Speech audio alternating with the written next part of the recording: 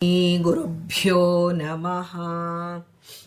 ಶಾಂತಾಕಾರಂ ಭುಜಗಶಯನಂ ಪದ್ಮನಾಭಂ ಸುರೇಶಂ ವಿಶ್ವಾಧಾರಂ ಗಗನಸದೃಶಂ ಮೇಘವರ್ಣಂ ಶುಭಾಂಗಂ ಲಕ್ಷ್ಮೀಕಾಂತಂ ಕಮಲನಯನೈ ಯೋಗಿಭಿರ್ಧ್ಯಾನಗಮ್ಯಂ ವಂದೇ ವಿಷ್ಣುಂ ಭವಭಯಹರಂ ಸರ್ವಲೋಕೈಕನಾಥಂ.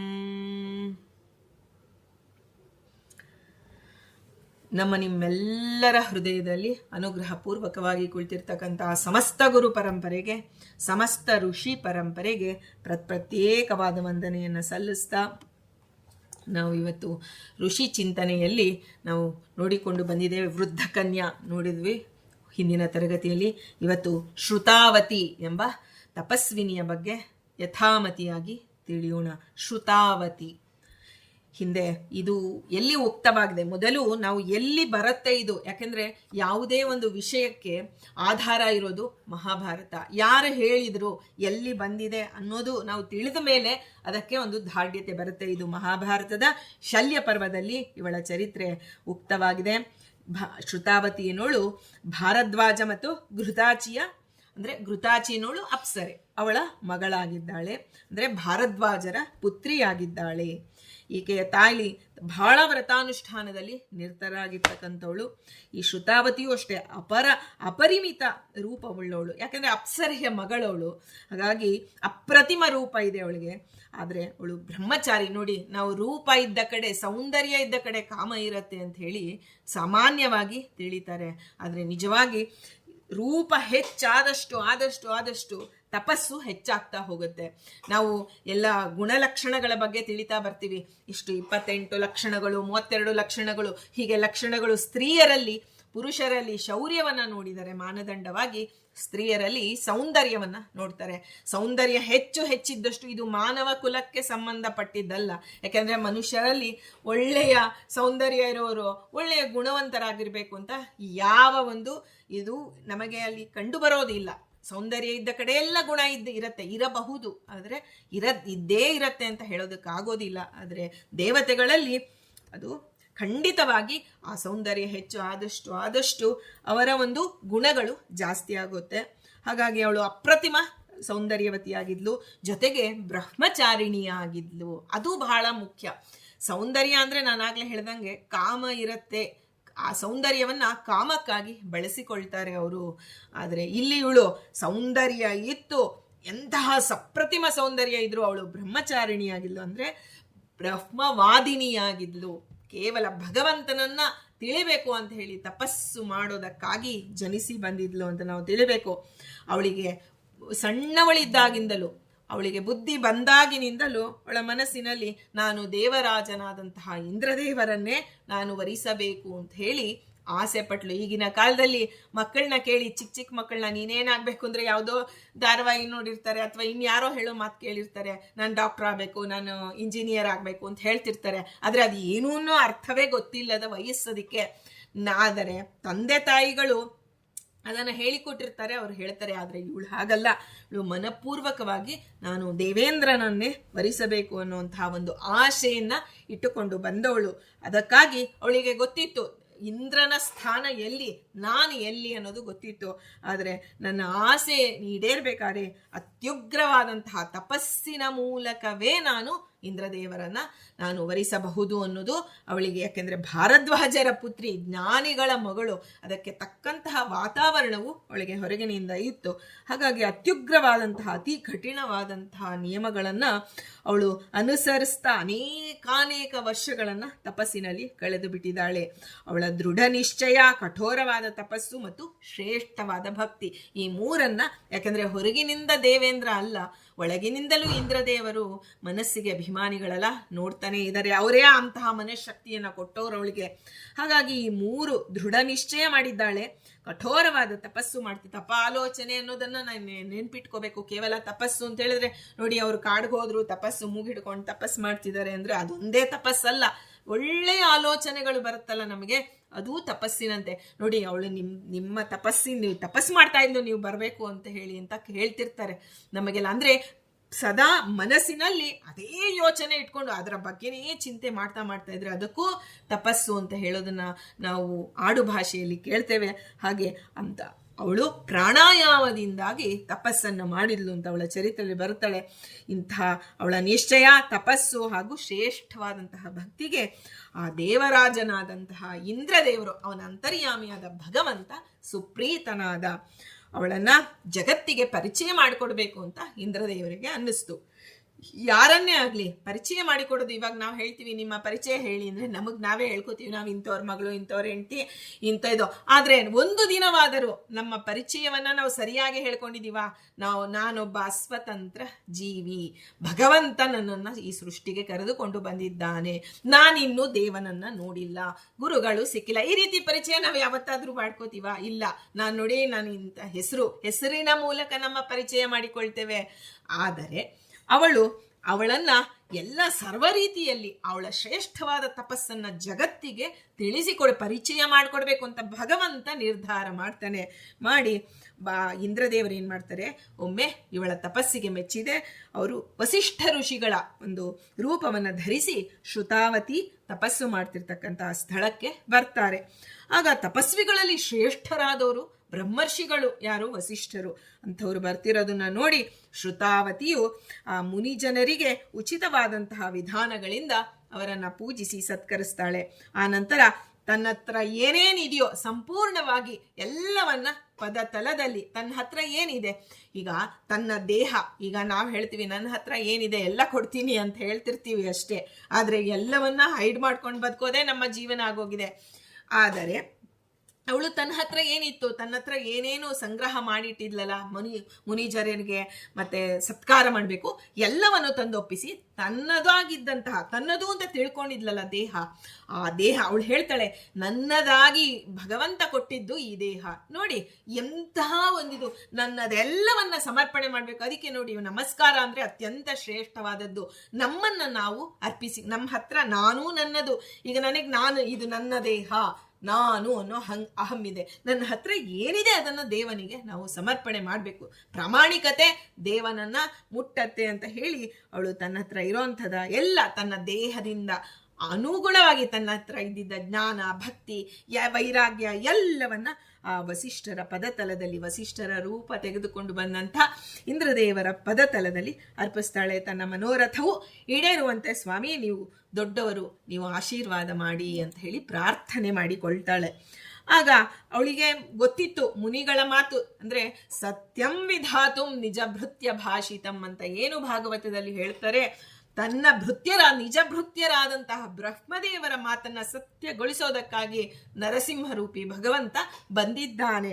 ನರಸಿಂಹದೇವರು ಯಾಕೆ ಬಂದ್ರು? ಪ್ರಹ್ಲಾದನಿಗಾಗಿ ಬಂದ್ರು ಅಂತ ಪ್ರಸಿದ್ಧಿ. ಆದ್ರೆ ನಿಜವಾಗಿ ಬ್ರಹ್ಮದೇವರು ವರ ಕೊಟ್ಟಿದ್ರು, ನಿನಗೆ ಇಲ್ಲಿಂದ ಸಾವಾಗಬಾರ್ದು, ಅಲ್ಲಿಂದ ಆಗ್ಬಾರ್ದು, ಎಲ್ಲ ಅದರ ಒಂದು ಸರಿಯಾಗಿ ಅದನ್ನ ನಿರ್ಣಯ ಮಾಡಿ ಬ್ರಹ್ಮದೇವರ ಮಾತನ್ನ ಸತ್ಯಗೊಳಿಸೋದಕ್ಕಾಗಿ ನರಸಿಂಹದೇವರು ಬಂದಿದ್ದಾರೆ. ಆದ್ರೆ ಪ್ರಹ್ಲಾದ ರಾಜರಿಗೋಸ್ಕರನೂ ಬಂದಿದ್ದಾರೆ ನಿಜ. ಆದ್ರೆ ಆ ಒಂದು ಕಾರಣಗಳಲ್ಲಿ ಪ್ರಮುಖವಾದ ಕಾರಣ, ಮೊದಲನೆಯ ಕಾರಣ ಅಂದ್ರೆ ಸತ್ಯಂ ವಿಧಾತುಂ ನಿಜ ಭೃತ್ಯ ಭಾಷಿತಂ ಅಂತ ಹೇಳ್ತಾರೆ ಆ ಒಂದು ಸತ್ಯಧರ್ಮ ತೀರ್ಥರು. ಇದಕ್ಕೆ 22 ಕಾರಣಗಳನ್ನ ಕೊಟ್ಟಿದ್ದಾರೆ. ಯಾಕೆ ಬಂತು ನರಸಿಂಹ ನಿಜ ಭೃತ್ಯ, ಯಾರ್ಯಾರು ನಿಜ ಭೃತ್ಯರು ಅನ್ನೋದನ್ನ ತಿಳಿಸ್ತಾರೆ. ಹಾಗೆ ಅವಳು ತನ್ನ ಒಂದು ಮುನಿಗಳು ಹೇಳಿದಂತಹ ಆಶೀರ್ವಚನವನ್ನ ನೋಡಿದ್ದಾರೆ, ಅದನ್ನ ದೇವ ಸತ್ಯ ಮಾಡ್ತಾನೆ ಅಂತ ಹೇಳಿ ತನ್ನ ತಪಸ್ಸಿಗಿಂತ ತಾನು ಮಾಡುವಂತಹ ಅನುಷ್ಠಾನಗಳಿಗಿಂತ ಮುನಿಯ ಆಶೀರ್ವಾದದಲ್ಲಿ ಅವಳಿಗೆ ನಂಬಿಕೆ ಜಾಸ್ತಿ ಇತ್ತು. ನಮಗ್ ಹಾಗಲ್ಲ, ನಾವು ಮಾಡುವ ಒಂದು ಅನುಷ್ಠಾನಗಳಲ್ಲಿ ನಾವೆಲ್ಲ ಅವ್ರು ಹೇಳ್ದಂಗೆ ಮಾಡಿದೀವ್ರಿ, ಚಾತುರ್ಮಾಸನೂ ಮಾಡಿದೀನ್ರಿ, ನಾನು ಏಕಾದಶಿ ನಾನು ಎಲ್ಲ ಮಾಡ್ಬಿಟ್ಟಿನಿ, ದೇವನನ್ನೇ ಕೊಡ್ಲೇಬೇಕು, ಇಂಥ ಒಂದು ಇದು ಅನ್ನೋ ಅಹಂಕಾರದಲ್ಲಿ ಬಿದ್ದಿರ್ತೇವೆ. ಆದ್ರೆ ಅವಳಿಗೆ ಗೊತ್ತಿತ್ತು ನಾನು ಏನೇ ಮಾಡಬಹುದು, ಆದರೆ ಮುನಿಗಳ ಆಶೀರ್ವಾದ ನನ್ನ ಎಲ್ಲ ಕರ್ಮಾಚರಣೆಗಳಿಗಿಂತ ದೊಡ್ಡದಾಗಿದೆ. ನೋಡಿ, ಒಂದೊಂದು ತಾರತಮ್ಯ ತಿಳ್ಕೋಬೇಕು ಅಂತ ನಾವು ಇಷ್ಟಪಡ್ತೀವಿ. ತಾರತಮ್ಯ ಗಟ್ಟು ಮಾಡ್ಬಿಡ್ತೀವಿ ನಾವು, ಈ ದೇವತೆ ಆದ್ಮೇಲೆ ಈ ದೇವತೆ ಅಂತ ಹೇಳ್ತೀವಿ. ಆದ್ರೆ ಅದು ನಿಜ ಜೀವನದಲ್ಲಿ ನಮಗೆ ಅನುಷ್ಠಾನಕ್ಕೆ ಬರಬೇಕು. ಯಾವುದು ಈಗ 10 ಜನ ಬಂದ್ರೆ ಯಾರು ಯಾವ ರೀತಿಯಲ್ಲಿ ತಾರತಮ್ಯವಾಗಿ ಅವರನ್ನ ನಾವು ಕೂಡಿಸಬೇಕು ಅನ್ನೋದೇ ನಮಗೆ ಗೊತ್ತಿಲ್ಲ. ದೇವತಾ ತಾರತಮ್ಯವನ್ನ ನಾವು ನೋಡೋದಕ್ಕೆ ಹೋಗ್ತೀವಿ. ಆದರೆ ಹಾಗಂದ್ರೆ ಅದು ತಪ್ಪು ಅಂತಲ್ಲ. ನಾವು ಅದನ್ನು ಅನುಷ್ಠಾನಕ್ಕೆ ತಂದುಕೊಳ್ಬೇಕು ಅನ್ನೋದು ತಾತ್ಪರ್ಯವಾಗಿದೆ. ಈಗ ಅವಳು ಹೇಳಿದ್ಲು, ಸ್ವಾಮಿ 3 ಲೋಕಕ್ಕೆ ಅವಳು ಇನ್ನೊಂದು ಮನಸ್ಸಿನಲ್ಲಿ ಯೋಚನೆ ಮಾಡಿದ್ಲು. ಯಾರು? ಶ್ರುತಾವತಿ. ನಾನು ಏನು ಸಂಕಲ್ಪ ಮಾಡಿದ್ದೇನೆ ಅನ್ನೋದು ಈ ಮುನಿಗಳಿಗೆ ಗೊತ್ತು. ಯಾಕೆಂದ್ರೆ ಜ್ಞಾನ ದೃಷ್ಟಿ ಒಂದು ಉಳ್ಳವರು ಜ್ಞಾನಿಗಳು. ಅವರು ನಮ್ಮನ್ನು ನೋಡಿದ ತಕ್ಷಣ ನಮ್ಮ ಮನಸ್ಸಿನಲ್ಲಿ ಏನಿದೆ ಅನ್ನೋದು ಅವರಿಗೆ ಗೊತ್ತಾಗ್ಬಿಡುತ್ತೆ. ಆದರೂ ತಾನು ಹೇಳಿಕೊಳ್ತಾಳೆ, ತಾನು ಇಂದ್ರದೇವರನ್ನ ಸಂತುಷ್ಟಗೊಳಿಸಲು ನಾನು ಈ ತಪೋನುಷ್ಠಾನದಲ್ಲಿ ನಿರತಳಾಗಿದ್ದೇನೆ. ಅದಕ್ಕೆ ದಯಮಾಡಿ ನೀವು ಅನುಗ್ರಹ ಮಾಡಿ. ನೋಡಿ, ಇದರಲ್ಲಿ ಎಂತಹ ಒಳ್ಳೆಯ ತಾತ್ಪರ್ಯವನ್ನ ಶ್ರುತಾವತಿ ಕೊಡ್ತಾಳೆ ಅಂದ್ರೆ, ನಾವು ದೇವನ ಬಳಿ ಹೋಗಿ ಹೇಳ್ತೇವೆ, ದೇವನಿಗೆ ಸರ್ವಜ್ಞ ಅಭಿಜ್ಞನಾಗಿದ್ದಾನೆ, ಅವನಿಗೆ ಎಲ್ಲವೂ ಗೊತ್ತು. ಆದರೂ ನಾವು ನಮಗೆ ಕೊಟ್ಟಂತಹ ನಾಲಿಗೆಯಿಂದ ಕಾಯಕ, ವಾಚನಿಕ, ಮಾನಸಿಕವಾಗಿ ದೇವ ತಗೊಳ್ತಾನೆ. ಕಾಯಿಕವಾಗಿ ಇವಳು ತಪಸ್ಸು ಮಾಡಿದ್ದನ್ನ ನೋಡಿದ್ದಾರೆ, ಆದರೆ ವಾಚನಿಕವಾಗಿ ಅದನ್ನ ಹೇಳಿಕೊಳ್ಳಬೇಕು. ದೊಡ್ಡವರ ಮುಂದೆ ಈಶದಾಸ ಭಾವದಿಂದ ತಾನು ನಮಸ್ಕಾರ ಮಾಡಬೇಕು. ಯಾಕಂದ್ರೆ ಭಗವಂತ ಅವರಲ್ಲಿ ಹೆಚ್ಚಿನ ಸನ್ನಿಧಾನದಿಂದ ಇದ್ದಾನೆ. ವಸಿಷ್ಠರು, ಬ್ರಹ್ಮರ್ಷಿಗಳು, ಅವರ ಮುಂದೆ ನಾನು ನನ್ನ ಬಯಕೆಯನ್ನ ಹೇಳಿಕೊಳ್ಳಬೇಕು. ಅದು ಶಾಸ್ತ್ರಕ್ಕೆ ವಿರುದ್ಧವಾದರೆ ಅವರು ನನ್ನನ್ನು ತಿದ್ದುತ್ತಾರೆ ಅನ್ನೋದು ಅವಳಿಗೆ ಗೊತ್ತಿತ್ತು. ಶಾಸ್ತ್ರಕ್ಕೆ ಏನಾದರೂ ನಾನು ವಿರುದ್ಧವಾದಂತಹ ಬಯಕೆ ಇದ್ರೆ ಗುರುಗಳು ಇಲ್ಲೇ ತಿದ್ದಿ ಬಿಡ್ತಾರೆ. ನೋಡಿ, ಎಂತಹ ಗುರುನಿಷ್ಠೆ ಇತ್ತು. ಅಂದ್ರೆ ಸ್ತ್ರೀಯರಾಗಲಿ ಪುರುಷರಾಗಲಿ ಗುರುನಿಷ್ಠೆ ಬಹಳ ಅಪಾರವಾಗಿ ಇರಬೇಕು ಅಂತ ಹೇಳ್ತಾರೆ. ಆಗ ಆ ಮಾಯಾರೂಪಿಯಾದಂತಹ ವಸಿಷ್ಠರು ಅಂದ್ರೆ ಇಂದ್ರದೇವರು ಶ್ರುತಾವತಿಯನ್ನು ಕುರಿತು ಹೇಳ್ತಾರೆ, ಶುಭಾನನೇ, ನಿನ್ನ ತಪಸ್ಸಿನಿಂದ ನಿನ್ನ ಎಲ್ಲ ಮನೋರಥಗಳು ಸಿದ್ಧಿಸಲಿ ಅಂತ ಹೇಳಿ, ಅಂದ್ರೆ ನಿನ್ನ ತಪಸ್ಸು, ಆ ರೀತಿಯ ತಪಸ್ಸು ಮಾಡಿದೀಯಾ, ಆ ಇಂದ್ರದೇವರು ಅದಕ್ಕೆ ಮೆಚ್ಚಿಕೊಂಡಿದ್ದಾರೆ ಅಂತ ಹೇಳೋದನ್ನ ಈ ರೀತಿಯಾಗಿ ಹೇಳ್ತಾರೆ. ನಿನ್ನ ತಪಸ್ಸಿನಿಂದ ಆ ಎಲ್ಲ ಮನೋರಥಗಳು ಸಿದ್ಧಿಸತ್ತೆ. ಈ ದೇವತೆಗಳ ಆ ದಿವ್ಯ ಸ್ಥಾನಗಳು ಕೂಡ ತಪಸ್ಸಿನಿಂದಲೇ ಪಡಿಬಹುದು. ಅಂದ ಮೇಲೆ ನಿನ್ನ ಮನೋರಥವು ಶೀಘ್ರವಾಗಿ ನೆರವೇರಲಿ ಅಂತ ಹೇಳಿ ಅವರು ಆಶೀರ್ವಾದ ಮಾಡಿಬಿಡ್ತಾರೆ.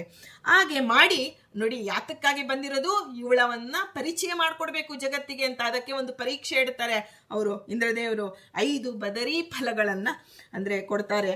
ಆಗ ಕೊಟ್ಟುಬಿಟ್ಟು ಹೇಳ್ತಾರೆ, ಸೌಭಾಗ್ಯಶಾಲಿನಿ, ನೀನು ಈ ಹಣ್ಣುಗಳನ್ನ ಬೇಯಿಸಿದರೆ ನಿನ್ನ ಮನೋರಥವು ಈಡೇರುತ್ತದೆ. ನೋಡಿ, ಅದಕ್ಕೊಂದು ಪರೀಕ್ಷೆ ಕೊಟ್ರು. ಬದರಿ ಫಲ ನಾವು ಅನ್ಕೋತೀವಿ, ಅಯ್ಯೋ ಇದನ್ನ ಬೇಯಿಸೋದು ಏನ್ ಮಹಾ ಕಷ್ಟ ಅಂತ. ಆದರೆ ಅದನ್ನ ಅಷ್ಟು ಕಷ್ಟವಿಲ್ಲದೆ ಇರೋದನ್ನ ಇಂದ್ರದೇವರು ಕೊಟ್ಟಿಲ್ಲ. ಅದನ್ನು ಹೇಗೆ ಮಾಡ್ತಾಳೆ ಅಂತ ನೋಡೋಣ. ಆಗ ಅವಳಿಗೆ ಹೇಳ್ತಾರೆ, ನೋಡಮ್ಮ, ನಾನು ಹೋಗಿ ಇಲ್ಲಿ ಸ್ವಲ್ಪ ದೂರದಲ್ಲೇ ಇದು ತೀರ್ಥವಿದೆ, ಅಲ್ಲಿ ಹೋಗಿ ನಾನು ಸ್ನಾನಾದಿ ಅನುಷ್ಠಾನಗಳನ್ನು ಮಾಡಿ ಬರ್ತೇನೆ. ಆ ತೀರ್ಥದಲ್ಲಿ ಮಿಂದು ನಾನು ಮಹಾಮಂತ್ರಗಳನ್ನು ಜಪ ಮಾಡಬೇಕಾಗಿದೆ. ಅದರಿಂದ ನಾನು ಹೋಗಿ ಬರ್ತೇನೆ, ಅಷ್ಟರೊಳಗೆ ನೀನು ಬೇಯಿಸಿರು ಈ 5 ಬದರಿ ಫಲಗಳನ್ನ ಅಂತ. ಆ ಇಂದ್ರದೇವರು ವಸಿಷ್ಠರ ವೇಷದಿಂದ ಬಂದು ಆ ಜಪ ಮಾಡಿದಂತಹ ತೀರ್ಥ ಇಂದ್ರ ತೀರ್ಥ ಅಂತ ಹೇಳಿ ಪ್ರಸಿದ್ಧಿ ಪಡೀತು. ಈ ಕಡೆ ಶೌಚಾಚಾರ ಸಂಪನ್ನಳಾದ, ನೋಡಿ ಎಂಥ ಮಾತು ಹೇಳ್ತಾರೆ ಅಲ್ಲಿ ಮಹಾಭಾರತದಲ್ಲಿ ವೇದವ್ಯಾಸರು. ಶೌಚಾಚಾರ ಸಂಪನ್ನೆಯಾದಂತಹ ಶ್ರುತಾವತಿ ಇವತ್ತು ಅಂತಃಶೌಚ, ಬಾಹ್ಯ ಶೌಚ ಅಷ್ಟೋ ಇಷ್ಟರ ಮಟ್ಟಿಗೆ ನಾವು ಮಾಡಬಹುದು. ಆದರೆ ಅಂತಃಶೌಚವಂತೂ ಇಲ್ಲವೇ ಇಲ್ಲ. 100 ರೀತಿಯಲ್ಲಿ ಸ್ನಾನ ಮಾಡುವಾಗಲೇ 100 ಕೆಟ್ಟ ಯೋಚನೆಗಳು, 100 ರಾಜಸ ತಾಮಸ ಯೋಚನೆಗಳು ನಮಗೆ ಬರ್ತಾ ಇರುತ್ತೆ. ಅಂದ ಮೇಲೆ ನಾನು ಮಾಡಿದ್ದೇನೆ, ನಾನು ಅನ್ನೋ ಅಹಮ್ಮು ನನಗಿನ್ನೆಷ್ಟು ರೀತಿಯಲ್ಲಿ ಕೂತಿದೆ ಅಂದರೆ, ಇದು ಇಂಥ ಅಹಂ ಕೊಟ್ಟಿದ್ದು ಆ ಕಲಿನೇ. ಯಾಕೆಂದ್ರೆ ನಾನು ಮಾಡ್ತೇನೆ ಇಷ್ಟೆಲ್ಲ ಉದಾಹರಣೆಗಳು ಸಾಕ್ಷಾತ್ ಎದುರುಗೆ ಕೈಗೆ ಸಿಕ್ಕಾಕೊಂಡಿದ್ದೀವಿ.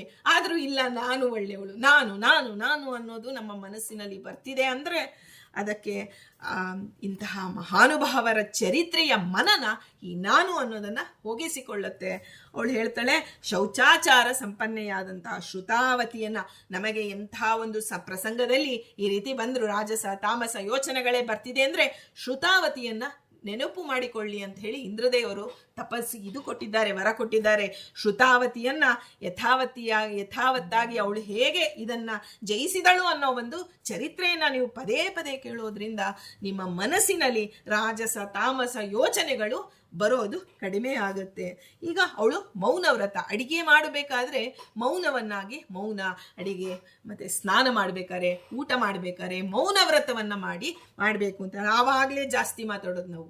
ಹಾಗಾಗಿ ನಾವು ನಮ್ಮ ಆಚಾರ್ಯರು ಹೇಳ್ತಿದ್ರು, ಇದಕ್ಕೆ ಏನು ಉಪಾಯ ಅಂದರೆ ಏನಿಲ್ಲ, ನೀನು ಹೇಳಿದಂತಹ ನೀನು ಯಾವ ಚರಿತ್ರೆಯನ್ನು ಮನನ ಮಾಡಬೇಕು ಅದನ್ನು ಹೇಳಿಕೊಂಡು ಅದನ್ನೇ ಹಾಕಿಕೊಂಡು ಕೂತು ಅಡಿಗೆ ಮಾಡು, ಆಗ ನಿನ್ನ ಮನಸ್ಸು ಬೇರೆ ಕಡೆ ಹೋಗೋದಿಲ್ಲ. ಬಲವಂತದಿಂದ ಮಾಡೋದಕ್ಕೆ ಆಗೋದಿಲ್ಲ, ಉಪಾಯದಿಂದ ನಾವು ಇದನ್ನು ಮೌನವ್ರತವನ್ನು ಮಾಡಬೇಕು.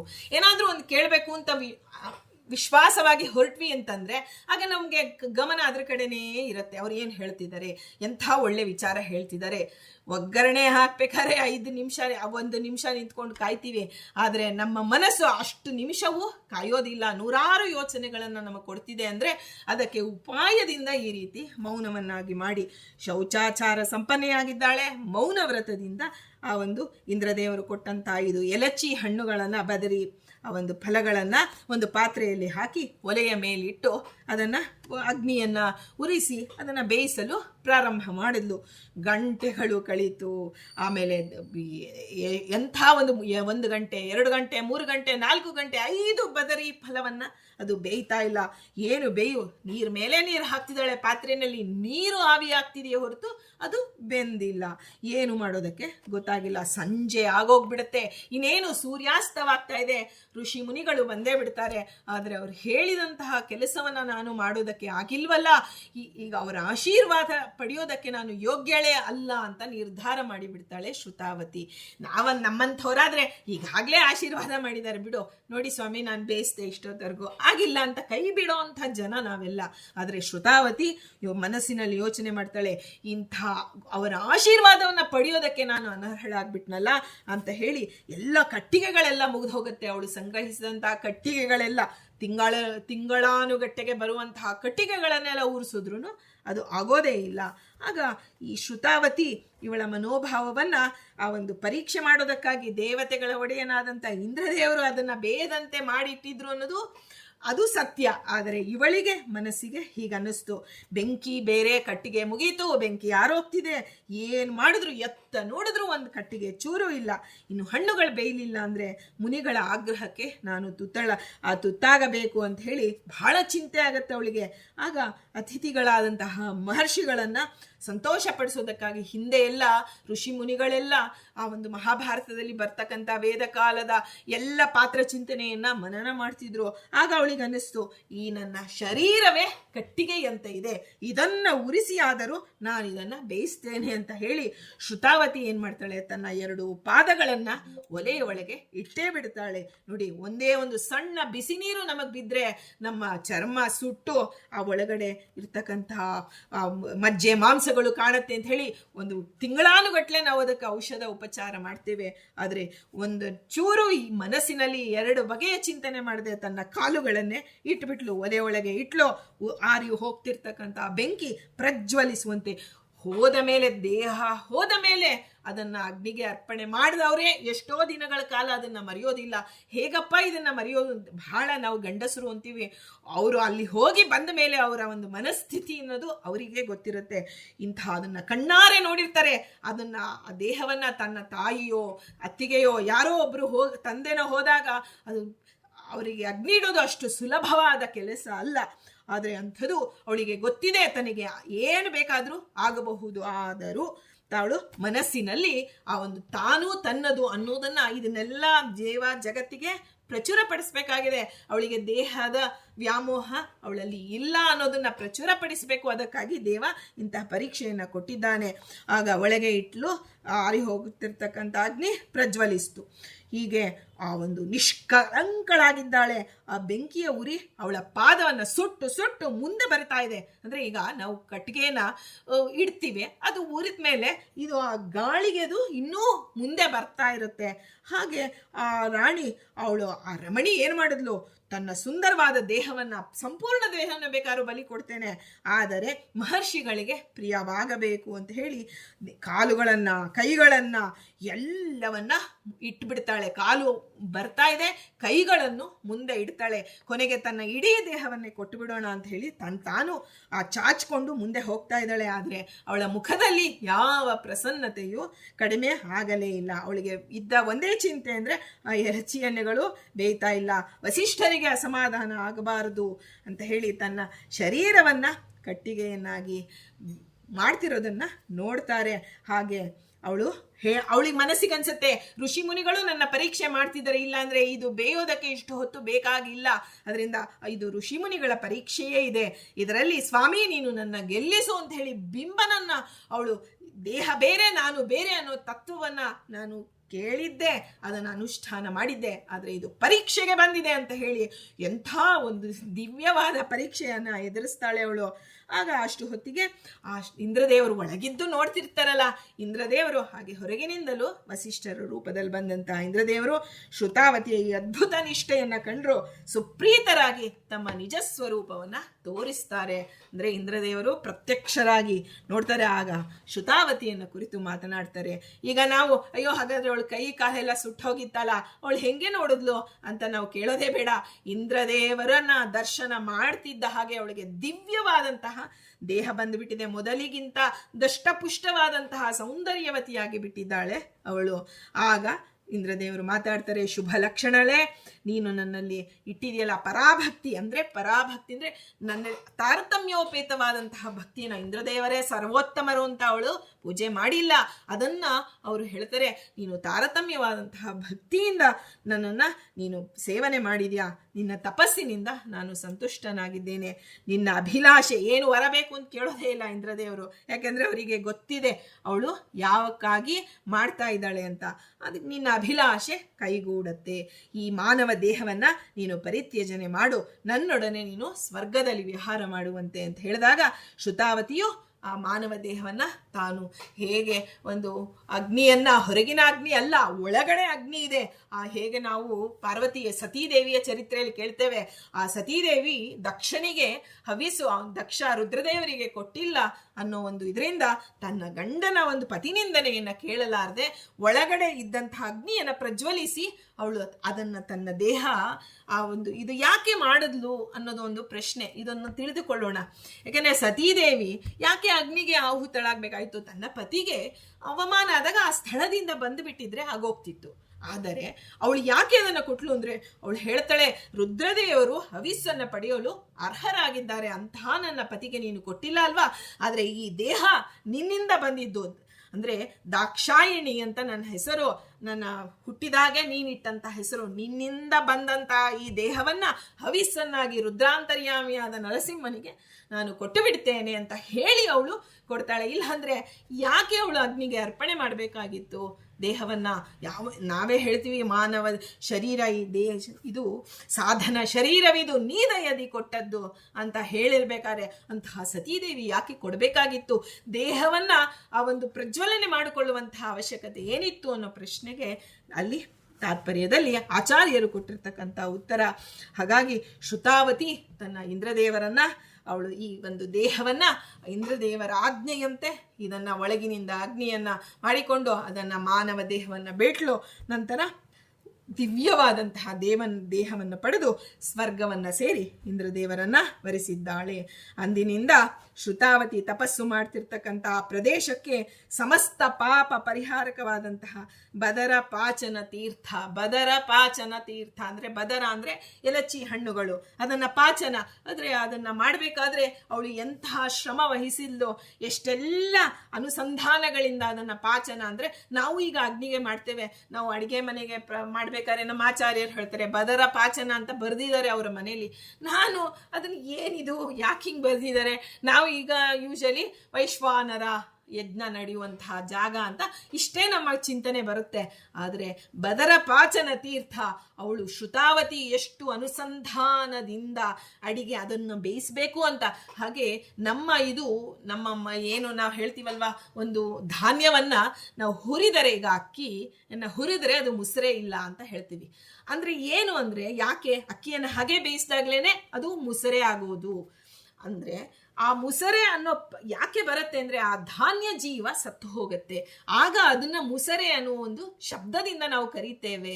ಆದ್ರೆ ನೀವು ಧಾನ್ಯವನ್ನ ಸುಟ್ಟು ಅಥವಾ ಅದನ್ನ ಹುರಿದು ಅದನ್ನ ಬೆಳೆಸೋದಕ್ಕೆ ನೋಡಿ, ಅದು ಬರೋದಿಲ್ಲ. ಅಂತಹ ಒಂದು ಚಿಂತನೆಯನ್ನ ಅವಳು ಮಾಡಿದ್ದಾಳೆ. ನಾವು ಪ್ರತಿನಿತ್ಯ ಅಡಿಗೆ ಮನೆಯಲ್ಲಿ ಹೋಗುವಾಗ ಬದರ ಪಾಚನ ತೀರ್ಥವನ್ನ, ಆ ಒಂದು ತೀರ್ಥ ಅಂತ ಹೇಳಿ ಆ ಇಡೀ ಪ್ರದೇಶಕ್ಕೆ ನೋಡಿ, ತೀರ್ಥ ಅಂದ್ರೆ ನಾವು ಹೇಳ್ತೀವಿ ಒಂದು ಸ್ನಾನ ಮಾಡುವಂತ ಕೊಳ ಅದಕ್ಕೆ ತೀರ್ಥ ಅಂತ ಕರೀತಾರೆ. ಆದರೆ ಅವಳ ಒಂದು ಶ್ರುತಾವತಿಯು ಅವಳು ಪ್ರತಿನಿತ್ಯ ಏನು ಮಾಡಿದ್ಲು ಆ ಇಡೀ ಪ್ರದೇಶಕ್ಕೆ ಬದರಪಾಚನ ತೀರ್ಥ ಕ್ಷೇತ್ರ ಯಾತ್ರೆ ಅಂತ ಹೇಳ್ತೀವಲ್ಲ, ಆ ಬದರಪಾಚನ ತೀರ್ಥ ಅಂತ ಹೇಳಿ ಪ್ರಸಿದ್ಧವಾಗಿ ಬಿಡುತ್ತೆ.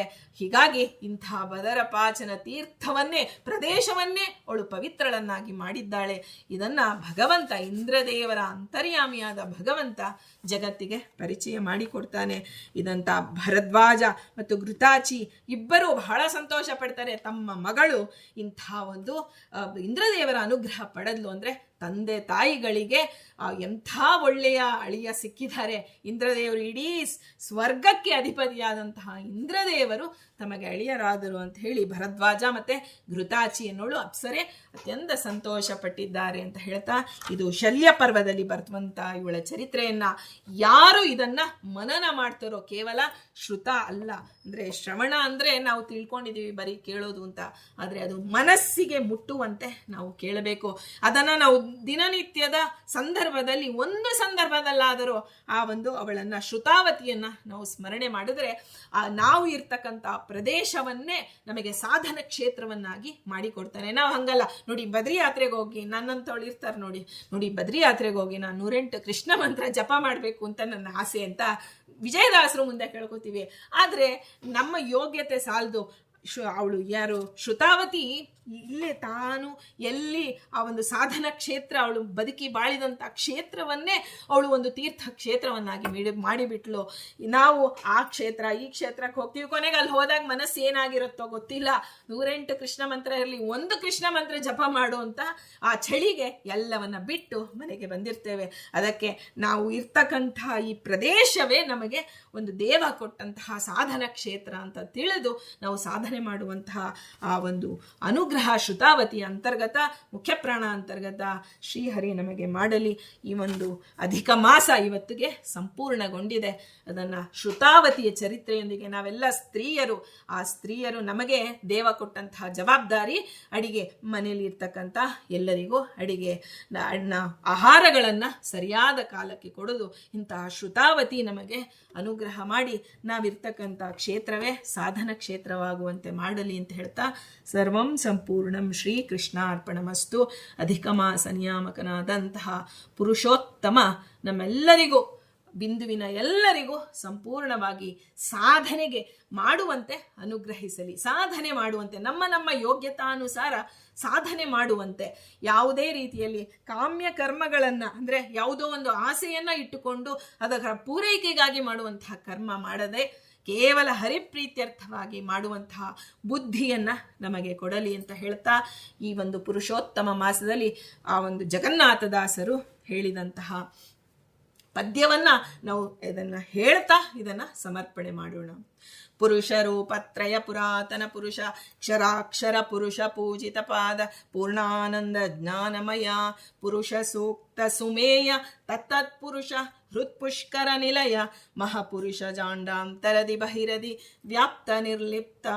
ಸ್ವಾಮಿ ಜಗನ್ನಾಥದಾಸರ ಅಂತರ್ಗತನಾದಂತಹ ಮುಖ್ಯ ಪ್ರಾಣ ಅಂತರ್ಗತನಾದ ಜಗನ್ನಾಥ ವಿಠಲ ನಮಗೆ ಈ ಒಂದು ಸಂಪೂರ್ಣ ನಾವು ಮಾಡಿರ್ತಕ್ಕಂಥ ಸಾಧನೆ ಕಡಿಮೆ, ಕೇವಲ ಒಂದು ಹೂವಿನಂತೆ ಪತ್ರಂ ಪುಷ್ಪಂ ಫಲಂ ತೋಯ ಯೋಮೇ ಭಕ್ತಿಯ ಪ್ರಯಚ್ಛತಿ ಅಂತ ಕೃಷ್ಣ ಹೇಳಿಬಿಟ್ಟಿದ್ದಾನೆ. ಬರೀ ಅಂದ್ರೆ ಎಲೆಯಂತೆ ನಮ್ಮ ಕರ್ಮಗಳು, ಇನ್ನೂ ಅರಳೇ ಇಲ್ಲ, ಒಂದು ಸಣ್ಣ ಮೊಗ್ಗು ಆಗಿಲ್ಲ, ಆಗುವಂತೆ ಇದೆ ಅಂತಹ ಕರ್ಮವನ್ನ ಸಂಪೂರ್ಣವಾಗಿ ಚ್ಯುತವಾದಂತಹ ಕರ್ಮ ಅಚ್ಯುತ ನಾನು ಮಾಡಲಿ.